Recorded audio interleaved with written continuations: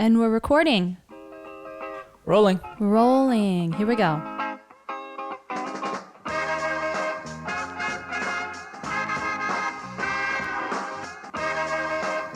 Aloha, and welcome to the Halfie Project Podcast.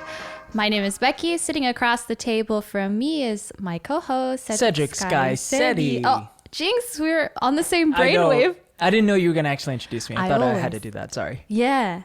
And you're listening to the Halfie Project Podcast. If this is your first time tuning in, here we talk about mixed race, mixed culture, and the experiences of those who fall into those categories and all the topics. And oftentimes we do have guests, but today it's just going to be us two. And I have a very interesting topic to talk about today. You know, actually, I've been planning this episode even before season 2 was conceived in my mind. Ooh. So I'm pretty excited to talk about this one today. And can you guess what it's about? I have no idea because we didn't discuss the topic before. What? What are you saying? I told you this like a month ago. I know. So we're going to be talking about the term Hapa. Hapa. Is that how you say it, by the way? Hapa? I believe it is Hapa. Hapa. Yeah. I think I've heard some people say Hapa. Mm-hmm. Hapa. If I'm going to guess, it's going to be ah sound though, because like Hawaii, you know, the ah sound, Hawaii. Yeah. Yeah, and the reason I guess we dispute this is because Hapa itself is not actually an English term. Okay, right. Do you know the history of the term Hapa? Or actually, before we get into that, when you hear the term Hapa, what does it mean to you? To me? Yeah. I mean, from my understanding, that word applies to, in general, like half Asians and half, I guess the other half doesn't really matter. So that's my understanding of the word. Half Japanese, half Korean, half Chinese, and something else.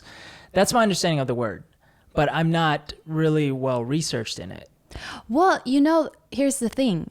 I think a lot of people who use the term Hapa in the way that you describe it are also in the similar shoes, because the term itself, Hapa, is now become so assimilated in English language that we just use it for that kind of term to describe people of half something heritage.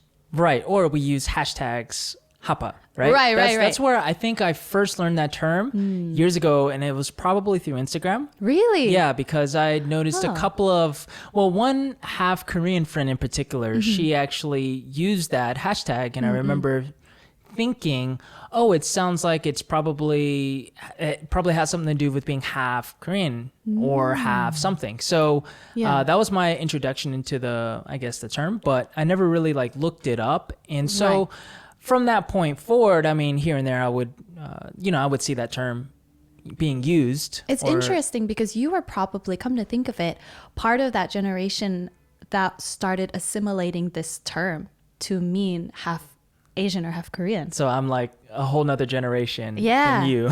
That's right. Because I started, we'll break it down when I go into the history of it. Yeah. But I never heard the term Hapa until maybe university, right? But the fact is, prior to that, it was very commonly used starting in the early mid 1990s in the US. Okay. And we're going to get into that. But like I said, that would be maybe around your time where you're starting to see other mixed Koreans. And so finding this kind of common terminology. So no wonder it's kind of in your brain somewhere, right? And you have a general feel for what it probably means. Right. Okay, this is interesting. This is an aspect I didn't expect. Well, the term Hapa. So first off, I would like to say that this is kind of like a glance into it. The term itself comes from a very complicated and I would say almost disputed, sometimes depending who you're asking, history and the use of the Hawaiian language. Right. And so the term Hapa. So that's kind of like my caveat, like, hey guys, please don't, slice me up to pieces if I get something wrong. But this is kind of my first history deep dive, I suppose. Yeah. And it's very interesting because the other thing that I know about that word is, for people in the context of, I guess, Hawaiians, from what I've read before, I know that some people are open to sharing that word to apply to, many different half Asians, Right. but then others are not so much willing to let that word go because they feel like it's that, like it's their word. You know what I mean? So, Yeah. so that's another thing that I end up learning about as far as that word, but that's pretty much the extent of all I know. Right, and you're exactly right. Depending on who you ask, I think it could be disputed on whether this is a term people outside of Native Hawaiian heritage can actually use or not. And okay, enough teasing. We've teased everybody so much. Let's break it down. So the term Hapa itself is actually, so it's a Native Hawaiian term. Hapa alone actually does not mean mixed race. Hapa alone means like portion or fragment. And you mix the word hapa with something else to indicate if it's 1/4 or medium rare, like in a steak, for example. Right. They use the word hapa something. So I think it's more like an adjective or describing term that you attach it. So let me give you a better example. So like, for example, I was looking it up on the Hawaiian dictionary and they said Hapa Colona, excuse my pronunciation. Hapa Colona means semicolon. Instead of like a comma, Right. it's like a half comma. Okay. Semicolon. So Hapa Colona, right? Or Anu'u Hapa, half step in music. A half step, right? Right. So the term itself does not actually indicate mixed ancestry originally. People do use the term, I think it is Hapa. Okay, there's Hapa Kepani, which means part Japanese, or Hapa Haole, which means part white European. Okay, so now we're kind of understanding a little bit why we have the concept of Hapa translating, or not translating, assimilating into English to be used as mixed. So the word Hapa Haole, which means like a white mixture, Haole itself actually just means foreigner, not necessarily white. Okay. Now we're getting into the colonization of Hawaii. Right. Because white Europeans were the first foreigners that native Hawaiians had seen. So then they used the word foreigner, which now included those white people. And so today it is carried over. So when people say Hapa Haole, they mean part foreigner. Could be any mix. But because of the time and how they had met only white Europeans, it's come to mean part white or Eurasian. Not even Eurasian. You're Hawaiian. You're a Hawaiian, right? Right. So does that make sense? Trying to break down the history of this, the language Yeah. I mean, history. so does it mean half, or does it just mean like it could be like a quarter of something? It indicates a piece. So they actually have a separate term for half or quarter Hawaiian, 1/4 Hawaiian, right? So it indicates that fragmentation. So I found that to be very, very interesting. Okay. Now, Hapa entered the Hawaiian language in the 1800s when the Christian missionaries came to Hawaii. And actually, Europeans came to Hawaii. There was colonization. And if we know the history of Hawaii, a lot of oppression was happening. And that meant many Native Hawaiians could not use the Native Hawaiian language. Now, the term Hapa is kind of pidgin, right? It is Hawaiian, but it entered the language in a different context now. Okay. Now people, white missionaries or Europeans who had come at that time, were using the term Hapa to describe the biracial children that were a result of the colonization. Okay. Or let's say Asian migrant workers who came to work on the plantations in Hawaii. Those children that were the result of the unions of Asian and Pacific Islander, or Asian and Hawaiian, were called Hapa.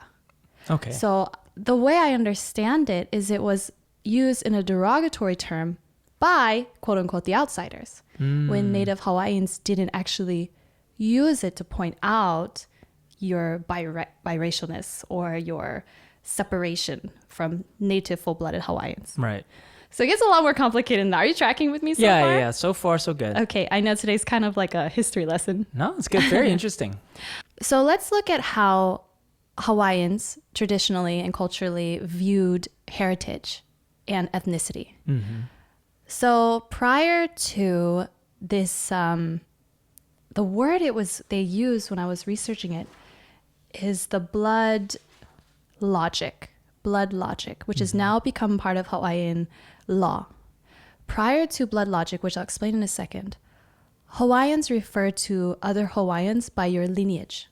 Say you had a great-grandfather who was Hawaiian, then you also are part of the family. You are also Hawaiian. Mm-hmm. Say your mother was Hawaiian, but your father was not. According to the traditional culture Hawaiian logic, you are still just Hawaiian. There was not this separation happening. Now, when the colonization occurred on Hawaii, they instituted this thing called blood logic. It was some kind of law that they were using, the colonizers were using, to undermine Native Hawaiian sovereignty. How did they do it? Basically, they were saying the state did not recognize you as Hawaiian if you had 50% or less of Native Hawaiian blood. Okay. So these marriages, intermarriage with these colonizers would dilute the Native Hawaiian blood so that white colonizers, the state, could take control of your land. You no longer could own that land unless you were, quote unquote, full Native Hawaiian. Right. Does that make sense? Mm-hmm. So like, for example, if your grandmother was fully Hawaiian and your grandfather was, let's just say, white, but then your parents, let's just say like this.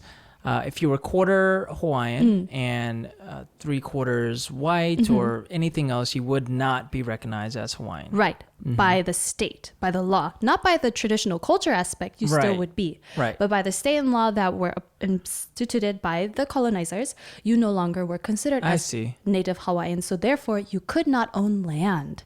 So in a way, this was a thievery, of Native Hawaiian land from the people there. This is a way to reinforce the white privilege bound to property ownership. Okay, so this was quite significant to me and very interesting because if you look at it in this way, it wasn't the Native Hawaiians who were trying to separate people by their blood or heritage by calling you Hapa something. It was actually the derogatory feeling that was associated with the term came from the outside in. Right. So if we look at it in that sense, Hapa itself is not a derogatory term, right? So I guess in a way I'm trying to throw this out to dispute with people who say, I would never use that term because it's derogatory. But historically speaking, it's actually not. What makes it derogatory then? The fact that it was sort of stolen, assimilated. What's another word that you could use? Appropriated. Right. The term was appropriated to include other people groups. And like you just said, interestingly enough, you didn't immediately associate it with having to be part Hawaiian to use this term. Right. Right. Have you ever heard of the Hapa Issue Forum? No. So you never heard of it? No. I guess it was, when did you graduate university, can I ask? I should know this. No. So I got my associates in 2005 and then got my bachelor's in 2013. Okay, so you're a bit more fragmented with your university years. So the Hapa Issues Forum, it was formed in 1992, from what I believe, by the mixed Japanese-American community. Okay. In 1992 at Berkeley. I think it was UC Berkeley. You know what? I did hear about this. Have you? Yeah, it's like I don't know too much about it. I remember reading about it right around the time I started learning that, some Hawaiians take offense to others using the term. Yeah, so, okay. This is where it's coming from. Okay, so this is where it's coming from. So the Hapa Issues Forum was kind of like, it was a way for mixed Japanese Americans to have a sense, trying to build their own community. And it was sort of to raise awareness, like we want inclusivity because they were not being accepted by the Japanese American communities, like full-blooded Japanese American, first gen, let's say, or I don't know. So these mixed Japanese Americans used the term Hapa for their Issues Forum as a way to kind of create a community term. Right.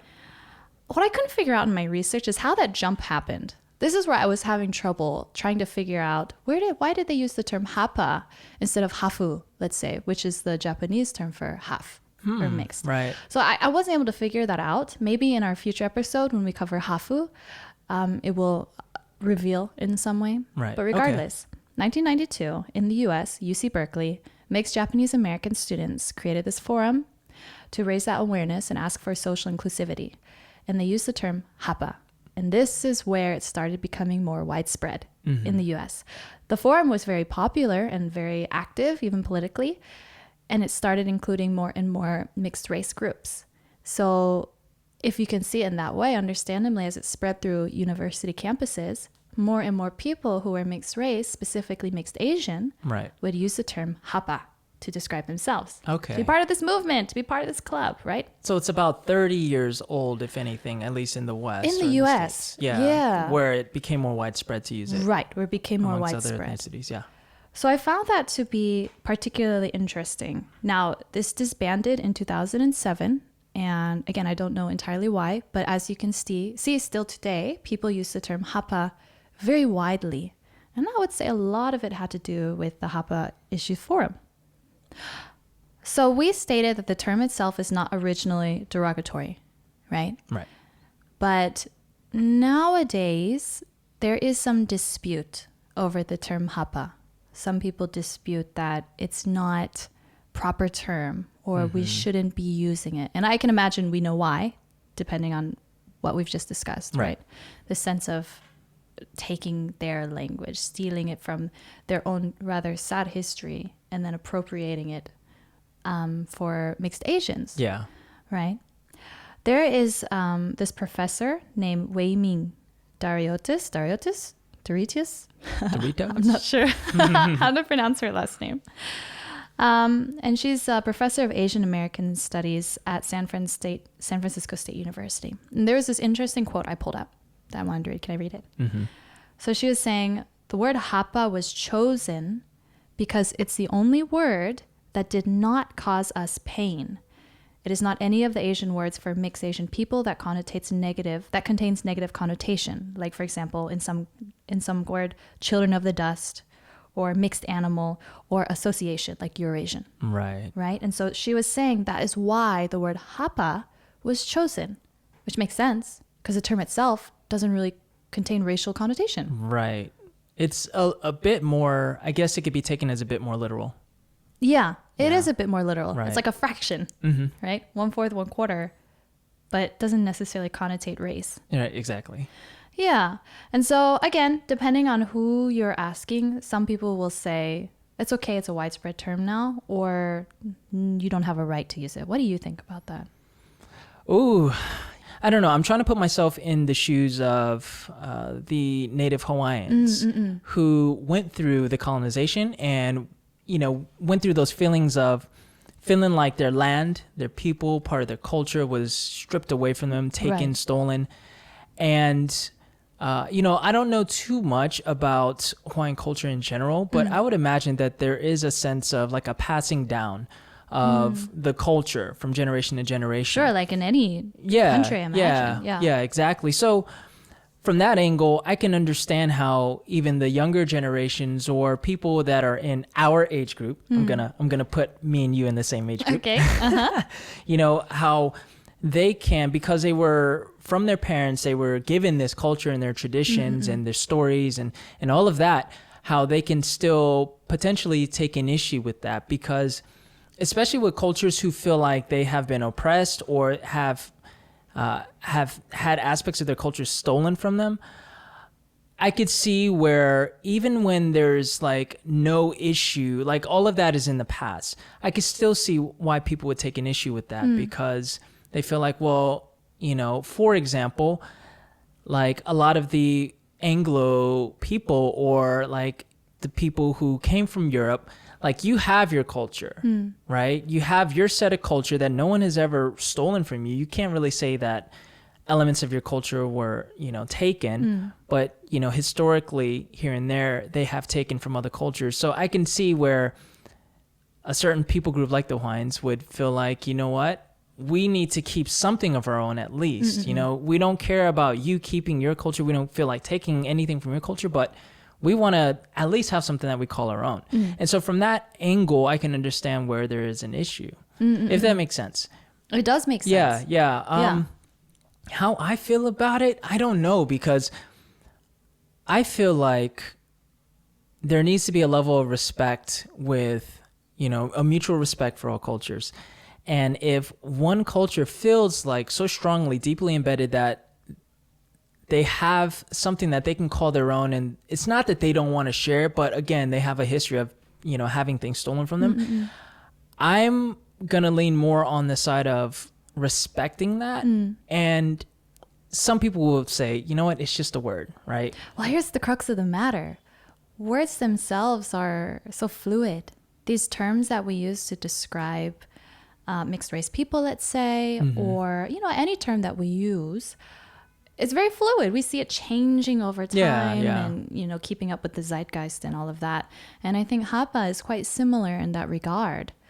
Like, for example, let's look at the terms race and ethnicity. In your mind, are they separate? Are they two separate terms, or are they two words to mean the same thing? They can be the same thing, but they're by definition different words. It can refer to different things. Race is a little bit more general. Ethnicity, there are many ethnicities within a race. Okay. Yeah, I think you hit it on the head. I was trying to figure out like the difference between that, because I was going down that bunny rabbit. Yeah. Bunny rabbit? The bunny trail? Bunny hole, the trail. Rabbit trail. Yeah, rabbit trail. I was going down the pigeonhole. I was going down the rabbit trail on the fluidity of terms. And I came across, this again is connected. I came across, race and ethnicity. And it turns out they are actually originally two different terms. It's just we've used them in pretty much the same context and form when we're talking about it on generally terms. Yeah. And a lot of people actually think that those terms mean the same thing. Or they'll use, the word race when, they're thinking, like the way they're thinking, they should have used the term ethnicity by definition. So like we come to mixed race versus mixed ethnicity. Again, we flip-flop between it all the time, always using the same way, blah, blah, blah, Yeah. But in fact, it was actually two different things. And now I'm talking specifically in the US because we are using English terms. But we had race versus ethnicity. Race referred to, it was inherited. It's a mixture of physical, behavioral, cultural attributes, okay? It's inherent in your biology. That's what race technically is supposed to mean. Ethnicity is more of a basis of language or shared culture, which I found to be very, very interesting. Because if that's the case, then it's kind of like you acquire it based on where you're living or your cultural, social attributes. I think ethnicity can still be linked to like your physical characteristics. Okay. Right. For example, you have the Asian race. This is easy to break down because you have Asian as the race, and then from there, what do you have? You have tons of races, but of course, the ones that everyone knows: Japanese, Chinese, Korean. You have Vietnamese, Thai. You have all of those ethnicities.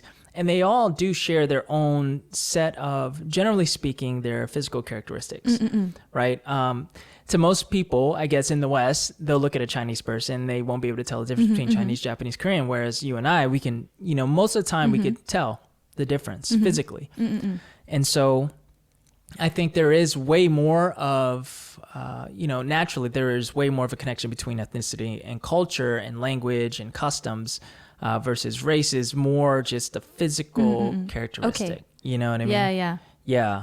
So I mean that's where again this is semantics at the end of the day, right? But from my understanding, you have race, which is purely physical characteristics, ethnicity, which can have a mixing of physical characteristics and culture, language, blah blah blah, and then you have culture. Right, which can transcend all of that, right? Yeah. Because, for example, you have this one lady who I met actually over a year ago. Her name is Cindy, and I did an interview with her because she is ethnically Korean, racially Asian, but she was raised and adopted by a black family. Culturally, she grew up in a black household, so she shares like the culture of black food, food that, a lot of African Americans love and enjoy, which is amazing, by the way. And also the culture. I mean, she's a product of her environment, basically. Sure. It's nature versus nurture. So you have someone like her, racially Asian, ethnically Korean, but culturally, she's black. Now, people will have an issue with me saying that, but I think a lot of for example, African Americans would agree that there is a Black culture, right? And there isn't one set of rules for Black culture. I mean, Black culture can have so many different elements and angles, but basically what I'm saying is she's a product of her environment, of growing up in a Black household, having Black friends, going to a historically Black university, college. And so that's a perfect example, I think. So this was Cedric's breakdown of race versus ethnicity versus culture. Very valuable, sir. And good. It was actually very clear. I think that's very good. Now, it's the reason I'm bringing this up because we use the term mixed race and mixed ethnicity interchangeably, fairly, when we're generally speaking on it. But actually, mixed race and mixed ethnicity had two very different meanings. And looking at the U.S. specifically, up until 2000, up until the 2000 census, year 2000, there were no boxes to mark race for Asian, Pacific Islander, American Indian. Yeah. There was no box for that. It wasn't considered a race in the U.S. Census and the way that they, counted people and people groups and the demographics. Until year 2000. Now that I found very fascinating. So they would use mixed race to refer to one parent who was of white, Black, Native American, or Latino race, who had one parent who was Asian or Pacific Island ethnicity. That was mixed race. Mixed ethnicity were people who had parents from Asian or Pacific Islander side. So you could have one Vietnamese and one Chinese parent. You'd be mixed ethnicity. Right. Isn't that fascinating? Yeah. And I guess that does make sense because, again, like you can be like two different Asians, right, from Thailand and Korea, right? You're half-half. And then you would be considered, I guess, multi-ethnic, not multiracial or biracial because you're technically in the same race. Same race. Yeah. So coming back to the term Hapa, when we delve into the history of it and everything, we can see how part of it could be semantics. Part of it is just the power that you give a word, that you give a term. Part of it is how much of the history do you have to actually consider and know before you have a right to use it, So there again, remember Weiming, Professor Weiming I had mentioned? She was the professor of Asian American Studies at San Francisco. So she wrote this essay called Hapa, the Word of Power. And I feel it has had a great influence on how people were viewing the term Hapa. And I'll break down a little bit of what she said in her essay. I was reading it today, and it's certainly interesting. So she was saying using this word, it's actually ironic and hypocritical. She's asking who has the right to use this word. It was a word that was assimilated or adopted into the English language. And Native Hawaiians who lost their way of life and their sovereignty was taken away. They couldn't own land if they were less than 50% or more than 50% of foreigner. I guess it is less than 50% of Native Hawaiian, right? They also lost the right to their own language because of this oppressive English education system that was put on them. So this is actually a very symbolic word now used by Asian Americans, especially at that time, 1990s and 2000s, Japanese Americans, which in a way actually were symbolically mirroring how Native Hawaiians were being owned by the European, like white Europeans, right? So now Euro-Asians, Japanese Americans, are then taking that word and using it for themselves. Right. And so it's interesting that these groups, these mixed Asian groups, these Eurasian groups, Japanese American groups, mixed groups, that also are numerically and economically dominating Native Americans or Native Hawaiians on Hawaii. They are using that same term. Right. Because actually, if you look today, there's a very small percentage of Native Hawaiians in Hawaii. And remember that blood law I referred to earlier? It is still used widely today in Hawaiian law. Right. So you can see still how because of way back then, the oppression, Native Hawaiians are still oppressed in a fashion. And then here in the U.S., not here, we're not in the U.S., in the U.S., or mixed Asian groups tout that word as ours. We own it because we are Hapa. Right. isn't that it's a bit ironic, isn't it? I do agree with her in that way, but at the same time, now there's a whole generation of Hapas who have used this term so familiarly with themselves, mixed Asians, that it is also hard to look at it historically and say, I cannot use it anymore. Now what am I? Because it is true that there's not really a term that we can use that is not derogatory, not offensive, not stealing from somebody else, and not associated with a specific group like Eurasian. Mm-hmm.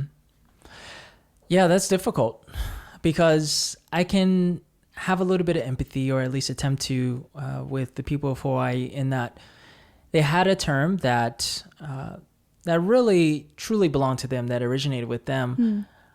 And here comes another people group, whether it be, decades later, who comes out and uses a Hawaiian term to mean essentially the same thing that it means in theory to the Hawaiians, but there is a reminder of the oppression. There is a reminder of, this happened before, maybe in a more intense way, but this has happened before. And then it just kind of like rips the scar off, or the Band-Aid off the scar, so to speak.